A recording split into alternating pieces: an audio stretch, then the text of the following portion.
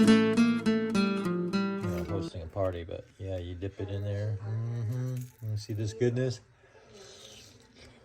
I'm the only one here, so I could double dip. Yes.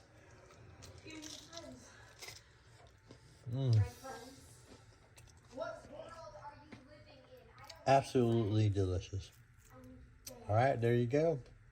Thank you. Ooh, today I'm going to show you beautiful people how to make an alternative pierogi appetizer for game day. So stay tuned because I'm going to show you some of the goodness. So the pierogis we're going to be using tonight are my homemade pierogis, which I have a video if you want to check that out. The filling, the dough, everything. I have about 8 left. This is a presentation how you can make this appetizer for game day.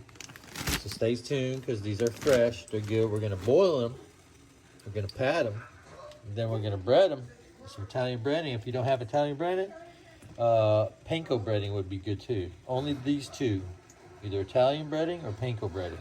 And then we're going to cook them in some clarified butter. See that? Fat separated. Clarified butter. And we got a little bit of tallow, beef tallow in there. So stay tuned because I'm going to show you how to do this.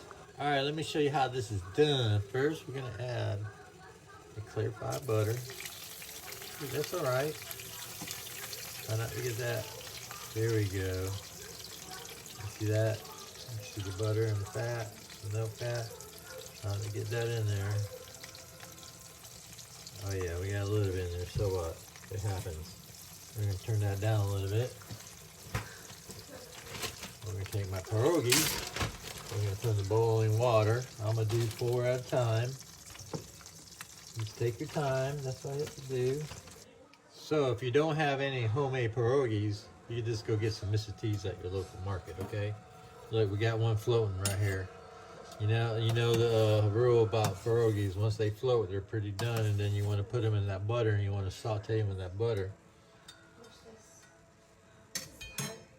But like I said, we'll be coating these. We're breading them in Italian breadcrumbs, and the only thing that's in the Italian breadcrumbs is Parmesan. And these are used Italian breadcrumbs. When I do my chicken cutlets and stuff, I'm not going to waste them. I'm not going to throw it away. Just put it in the bag and freeze it. It'll be fine next time. All right, you see that? I only got 4 in there. I don't want to crowd them. I don't want to overcrowd them. They're coming to the top. What I'm going to do is I'm going to transfer them over here and let them drain off a little bit. I don't want them too soggy when I put them in that breading. I'll also be using that after I cook them in the butter. So we'll leave them right there. And what we'll do is we'll add the next 4 or 5. The last 5 we got here.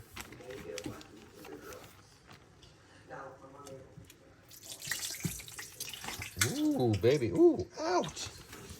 What we do is we'll pat them down just a little bit. Get a little bit of that moisture off of them. We don't want them too soggy when we put them on this bread in here. We're going to take this. While it's still hot. And what helps is that dough gets, doughy, sticky. So this breading is just going to stick to it naturally. So you don't have to worry about that. Check this out.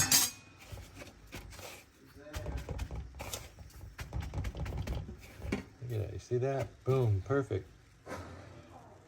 Be gentle when you're pushing that the breading on it because the dough is soft and the filling is soft inside, and you don't want to like make it burst out the edges and shit, which I don't think it is because it's doughy. I'm sorry. Like I said, I need a camera guy. I need a camera guy. A camera guy. I suck. Here we go. Yeah, we already got 2 done. See, they don't take long. It doesn't take long. I mean, if you're gonna do like 40 or 50, 2 bags or 2 boxes of Mrs. T's, I don't know. But it's well worth it. Trust me, it's well worth it.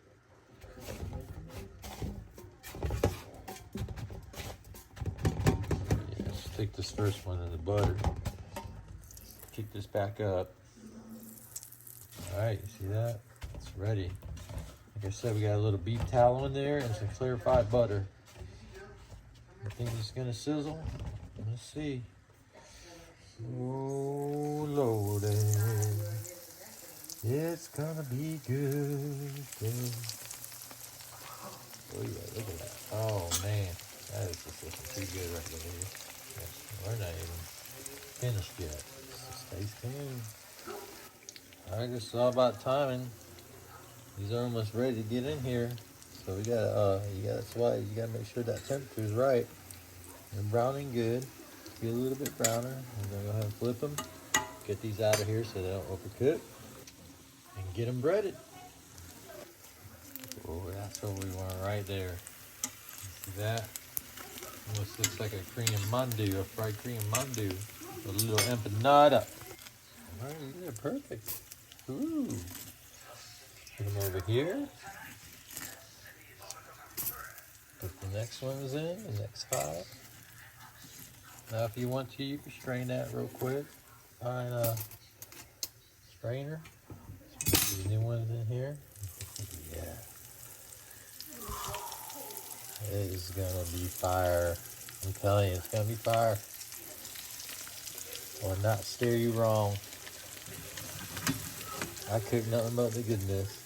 So while these are cooking, we're gonna go ahead and clean up the work area so we can do the presentation here. Oh, look at these. You wanna hear this? Oh, man.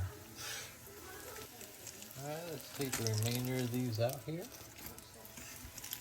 And we're gonna go ahead and plate them up. Some of them blew up like a tortilla. Tortilla. Alright, what we're gonna do is now sprinkle some of this par on them generously. And we're gonna plate them up. Alright, got some sauce heated up. Heat up your favorite sauce. Plate them up like this, or however you want to. It don't have to be fancy dancy. But if you want to, because you know you're hosting a party or something, yeah, make them look pretty then.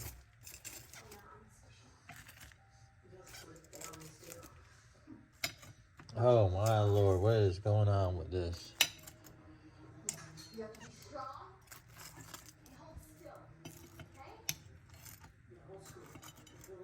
Ooh, here we go. Some fried pierogis and Italian breadcrumbs.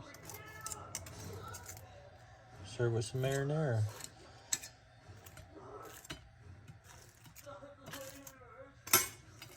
What do you think about that? Whoop, whoop, whoop. It's shifting. I'm gonna show you something though, how I like to eat them though. This is if I was, hosting a party, but yeah, you dip it in there. You see this goodness? I'm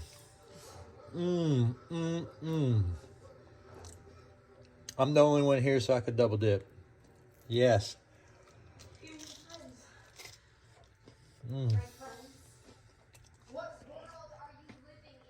Absolutely delicious. All right, there you go. Thank you.